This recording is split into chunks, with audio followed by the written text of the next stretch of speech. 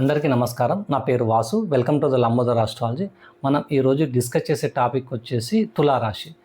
తులారాశి వారికి ఈ మాస ఫలితాలు అనమాట. మాసం ఎలా ఉంటుందో చూద్దాం. అనగా నేను తీసుకున్న పీరియడ్స్ గ్రహాల పొజిషన్స్ బట్టి మార్చి 26 నుంచి ఏప్రిల్ 19 వరకు తీసుకున్నాను. ఈ మధ్య కాలంలో ఎలా ఉంటుందో చూద్దాం. వీరికి తులారాశి వారికి జాతక చక్రంలో చంద్రుడు తులలో ఉన్నవారిని తులారాశిగా పరిగణిస్తారు. సో ఫస్ట్ టాపిక్ వచ్చేసి మనం ఇందులో వీరి మనసు ఆలోచనలు ఎక్కడ ఉంటాయో చూద్దాం. ఎవ్రీ టైం నేను మనసు ఆలోచనలు ఎందుకు చెప్తున్నానంటే రాశి ఫలాల్లో ఫస్ట్ ఏదైనా ఒక పని చేయాలంటే మన ఆలోచనలు మనసులో నిర్ణయించుకున్న తర్వాతనే వాటిని బయటకు వచ్చి కార్యరూపం దారుస్తాయి. సో మనసుని ఆలోచనలు పట్టుకుంటే మనం ఏం చేస్తాం అనేది మనకి ఈజీగా తెలిసిపోతుంది, మనం ఏం చేయబోతున్నాం అనేది. ఫర్ ఎగ్జాంపుల్ మనము ఢిల్లీకి కానీ ఎక్కడికన్నా ప్రయాణం చేయాలని ఒక 1 వీక్ ముందే అనుకున్నాం అనుకో, మన ఆలోచనలన్నీ వాటి పరంగానే పరిగెత్తుతుంటాయి. రైల్వే స్టేషన్లో టికెట్ బుక్ చేయాలి ఆన్లైన్లో, కానీ మనం లగేజ్ ఏమేమి ప్యాక్ చేసుకోవాలి, ఏ స్టేషన్కి వస్తుంది, ప్లాట్ఫామ్ ఎంత దూరం ఉంటుంది, ఇవన్నీ మన ఆలోచనలో మనసులో రన్ అవుతూ ఉంటాయి. లేదా ఫ్లైట్ అనుకో, ఫ్లైట్ బుక్ చేసుకోవాలి, ఎక్కడ దిగాలి, అక్కడి నుంచి ఎక్కడికి వెళ్ళాలి, హోటల్ బుకింగ్ ఎక్కడ ఉండాలి. సో ఫస్ట్ మన మనసు ఆలోచనలు అనుకుంటాం. సో పని అనేది ఎక్కడ స్టార్ట్ అవుతుంది, ఫస్ట్ మనసు ఆలోచనతో స్టార్ట్ అవుతుంది. సో మనసు ఆలోచన పట్టుకుంటే మనం ఎక్కడ చేయబోతున్నాం అనే పని అనేది ఈజీగా క్లారిటీ అనేది మనకు ఉంటుంది. మీనింగ్ ఏంటంటే ఇది ఒక్కటే చేస్తారని కాదు, మిగతా పనులు కూడా చేస్తారు. ఒక పర్సన్ ఉన్నారనుకో, ఇది ఒకటే కాదు, జాబ్ చేస్తాడు, పబ్లిక్తో ఇన్వాల్వ్ అవుతాడు, ఫ్యామిలీతో ఇన్వాల్వ్ అవుతాడు, అందరితో మాట్లాడతారు, వాళ్ళతో కూడా వాళ్ళకి చేయాల్సిన రెస్పాన్సిబిలిటీ చేస్తారు, కిడ్స్తో కూడా ఇన్వాల్వ్ అవుతారు, అందరితో అంతా బాగుంటుంది, పార్టీస్ కూడా ఇన్వాల్వ్ అవుతాడు.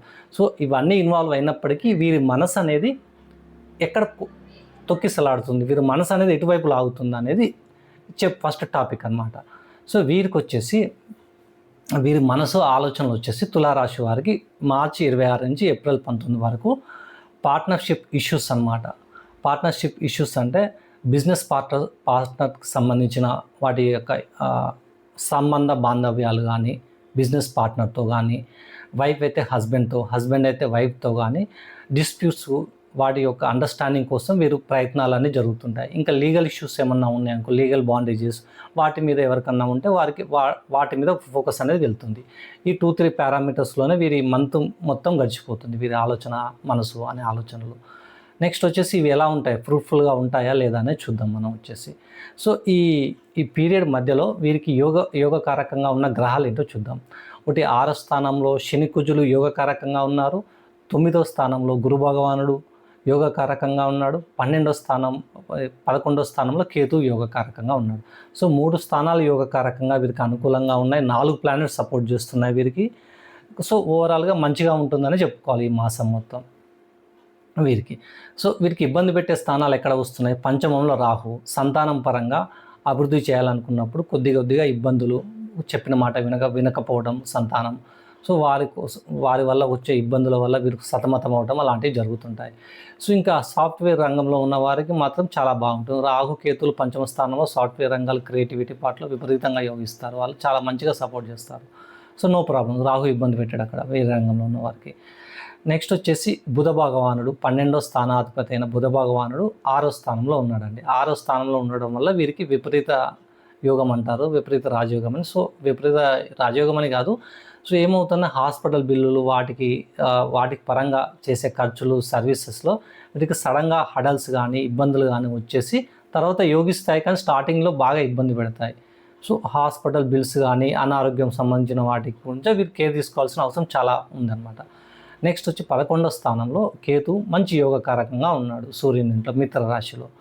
ఆయన ఏమి ఇబ్బంది పెట్టాడు, చాలా పాజిటివ్గా ఉంది. గెయిన్స్ అనేవి కట్ అవుతూ వస్తుంటాయి, గెయిన్స్ వస్తాయి కానీ కొద్ది రూపంలో వస్తుంటాయి, ఎట్ ఏ టైం బల్క్ ఒకటేసారి రాదనమాట. So it is a positive sign only. Next వచ్చి 9వ స్థానంలో గురువు ఉన్నాడు. 9వ స్థానంలో గురువు తృతీయాధిపతి, 6వ స్థానాధిపతి అయ్యి ఉండి 9వ స్థానంలో మంచిగా లక్ స్థానంలో ఉన్నాడు అన్నమాట, భాగ్యస్థానంలో. సో ఎలా ఉంటుంది వీరికి అంటే 9లో గురువు ఉంటే 3వ స్థానాధిపతి 6వ స్థానాధిపతి అయితే వీళ్ళు చేసే ప్రయత్నాలన్నిటి చాలా ఒక పని చేద్దాం అనుకుని స్టార్ట్ చేస్తే వాడికి కాలం ఎదురొచ్చినట్టు చాలా పాజిటివ్గా వెళ్తాయి అన్నమాట, సక్సెస్ తీసుకొస్తాయి. వీళ్ళు చేసే సర్వీస్ సెక్టార్లో ఉన్న వారికి చాలా బాగుంటుంది. సర్వీస్ సెక్టార్లో ఉన్న వారికి రికగ్నిషన్, గుర్తింపు, ప్రమోషన్స్ వచ్చే అవకాశాలు ఎక్కువ ఉన్నాయన్నమాట. అది మంచి పాజిటివ్గా ఉందన్నమాట సర్వీస్ సెక్టార్లో ఉన్న తులారాశి వారికి. సో వీరికి ఇబ్బంది ఎక్కడ ఉంటుంది, ఏమైనా ఇబ్బందులు ఉన్నాయా అంటే ఉన్నాయండి, కొద్దిగా ఉన్నాయి. ఎలా అంటే పార్ట్నర్షిప్ సంబంధించి లాభాధిపతి వెళ్ళి సప్తమంలో కూర్చున్నాడు అనమాట సూర్యుడు. సప్తమంలో నేచురల్గా డెబిలిటెడ్ అయిపోతాడు, నీచబడిపోతాడు. ఆయన ఉచ్చస్థితిలో ఉన్నాడు మరి గోచారంలో. సో ఎలా ఉంటుంది, అక్కడనే శుక్రుడు ఉన్నాడు. శుక్రుడు సప్తమ స్థానంలో యోగించాడండి.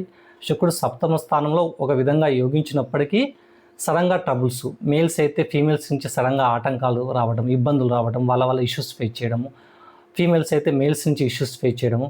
సో ఇష్యూస్ ఫేస్ చేస్తున్నారు. దానికి తోడు సూర్యుడు వచ్చి కూర్చున్నాడు అక్కడ. సూర్యుడు సప్తమ స్థానంలో అసలు యోగించాడు, మంచిగా అంత పాజిటివ్గా ఉండదు, కానీ ఉచ్చస్థితిలో ఉన్నారు, బ్యాలెన్స్ చేయాలి. సో ఇష్యూస్ ఎలా క్రియేట్ అవుతాయంటే యుగోలకు పోయి నా మాట వినలేదు అని ఇద్దరికి ఇష్యూస్ వచ్చేసి అపోనెంట్ వ్యక్తి వినలేదని, లేకపోతే ఈయన వినలేదని, సో యుగోకి వెళ్ళిపోతారన్నమాట. సో యుగోకి వెళ్ళిపోతే ఇతను గెలుస్తున్నాడా అంటే తులారాశి వాళ్ళకి బలం లేదండి. ఎదుటి వ్యక్తిని గెలిచే బలం లేదు. ఎదుటిన ఆపోజిట్న సూర్యుడు కూర్చున్నాడు. సూర్యుడు గట్టిగా కూర్చుంటాడు వాళ్ళ లగ్నంలో. సో వాళ్ళు గట్టిగా కూర్చున్నప్పుడు వీళ్ళు సరెండర్ అవ్వాల్సిందే అక్కడ. సో ఈగోలోకి పోయి ఇంకా గొడవను తెంచుకునేదాకా తెచ్చుకోకండి. సో కాంప్రమైజ్ అవ్వడం కానీ పోస్ట్ పోన్ చేయడం మంచిది, ఇంకా మంచిది. సో మేజర్గా ఫోకస్ చేయాల్సింది ఆ పారామీటర్లో పార్ట్నర్షిప్కి, వైఫ్ అండ్ హస్బెండ్ రిలేషన్స్ మధ్యలో కొంచెం జాగ్రత్త తీసుకోవడం, లేదా బిజినెస్ పార్ట్నర్లో ఇష్యూస్ ఉంటే వాటిని పోస్ట్ పోన్ చేయడం మంచిది. సో వీరికి పాటించవలసిన రెమెడీస్ ఏమున్నాయంటే తులారాశి వారికి నల్ల ఆవుకి మేత పెట్టడం మంచిది. ఆ మేత అనేది ఆకుపచ్చ గడ్డి పెట్టండి. బుధుడు ఆల్రెడీ కొంచెం హెల్త్ ఇష్యూస్ క్రియేట్ చేస్తున్నాడు కదా, ఎక్స్పెండిచరు, హెల్త్ ఇష్యూస్.